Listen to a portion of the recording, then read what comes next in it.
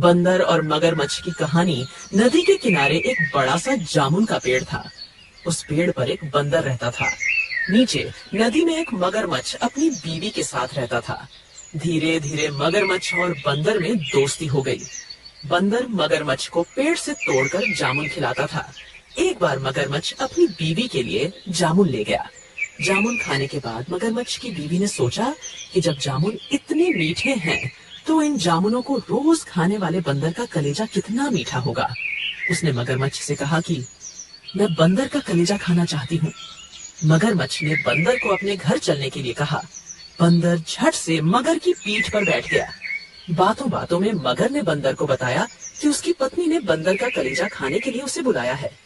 इस पर बंदर ने कहा कि दोस्त, ऐसी बात तो तुझे पहले ही बताना थी। हम बंदर अपना कलेजा पेड़ पर ही रखते हैं।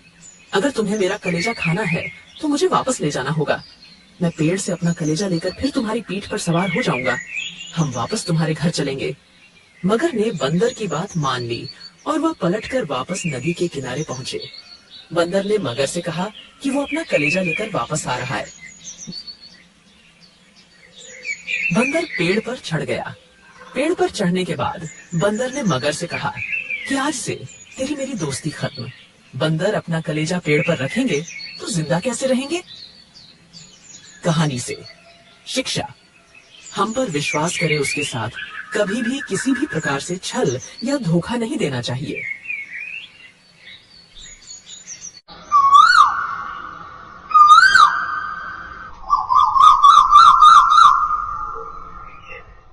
एक समय की बात है। एक सुंदर से गांव में एक नदी के किनारे एक झोपड़ी थी। झोपड़ी में एक मुर्गी थी। मुर्गी ने 7 अंडे दिए। 5 अंगों में से प्यारे चूजे निकले, मगर 2 अंडे ही रह गए। कुछ समय बाद मुर्गी अपने 2 अंडों को झोपड़ी में ही छोड़कर अपने चूजों के साथ खाना ढूंढने निकली। तभी उसके अंडे में से टूटने की आवाज आई। उसमें से एक प्यारा चूजा निकला। बेचारा चूजा अपनी माँ को ढूंढने लगा। उसने सोचा कि मैं अब अपनी माँ को ढूंढूंगा, और वह अपने परों को हिलाते हुए अपनी माँ की खोज में निकल पड़ा। अपनी झोपड़ी से बाहर निकलते ही उसे घास चरती एक गाय दिखाई देती है। चूजा गाय को बहुत उत्सुकता से देखता है। कुछ ही देर में गाय चूजे से पूछती है कि तुम किसे ढूंढ रहे हो। मासूम सा चूजा बोला, क्या तुम मेरी माँ हो। गाय को दया आई और बोली, मुझे देखो, मैं कितनी बड़ी हूँ। तुम्हारी माँ तो मुझसे बहुत छोटी होगी। ओह, तो मेरी माँ आपसे छोटी है, चूजा बोला और अपनी माँ की खोज में निकल पड़ा। कुछ देर बाद चूजे को एक घास खाती बकरी दिखाई देती है। वह उस बकरी के पास जाकर कहता है कि तुम गाय से कद में छोटी हो, क्या तुम मेरी माँ हो। बकरी बोली, हाँ, मैं गाय से तो छोटी हूँ, मगर देखो मेरे 4 पाँव हैं, तुम्हारी माँ के तुम्हारी तरह 2 पाँव और पंख हैं। बेचारा। चूजा फिर से बहुत उदास हुआ और खोज पर निकल पड़ा। कुछ देर चलने पर उसे काम काम की आवाज आई। वह था एक कौवा। चूजे ने बकरी की कही बात याद की और कौवे से पूछा, तुम्हारे 2 पैर और पंख हैं, क्या तुम मेरी माँ हो।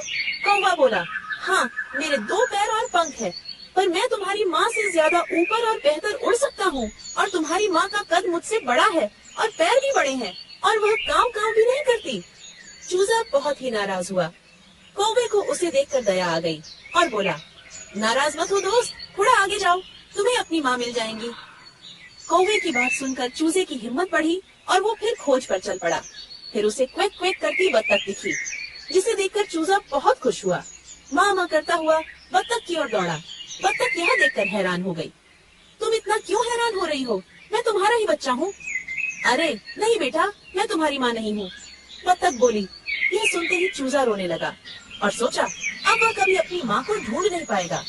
बत्तख भी उदास हो गई और बोली, तुम रो क्यों रहे हो बच्चे। चूजा उसे अपनी कहानी सुनाने लगे पड़ा। फिर बत्तख बोली, बेटा, तुम क्वेक क्वेक नहीं करते, तुम्हारी माँ कुकड़ुकू करती है। तभी एक कबूतर पेड़ पर बैठा ये सब सुन रहा था। कबूतर ने चूजे की मदद करने की सोचा और वो चूजे के पास गया और बोला, तुम इस नदी के किनारे किनारे जाओ, तुम्हें शायद तुम्हारी माँ मिल जाएगी। चूजा कबूतर की बात मानते हुए निकल पड़ा। कुछ ही देर में उसने कुकड़ुकू की आवाज सुनी। वो उस आवाज का पीछा करते हुए दौड़ा। फिर उसने मुर्गी को देखा, जिसके 2 पैर कौवे से बड़े थे, और कुकड़ुकू भी सुना। उसने तो सोच लिया कि वो ही उसकी माँ है, और माँ माँ पुकारते हुए आगे बढ़ा। मुर्गी ने ये सब सुना और अपने चूजे को पहचान लिया। उसने चूजे को अपनी ओर आने को कहा और प्यार किया। मुर्गी बोली, तुम झोपड़ी के बाहर क्यों गए? मैं तो सबके लिए खाना लेने गई थी। और फिर मुर्गी अपने चूजों के साथ झोपड़ी की ओर चल देती है। इस तरह चूजा अपनी माँ को ढूंढ ही लेता है।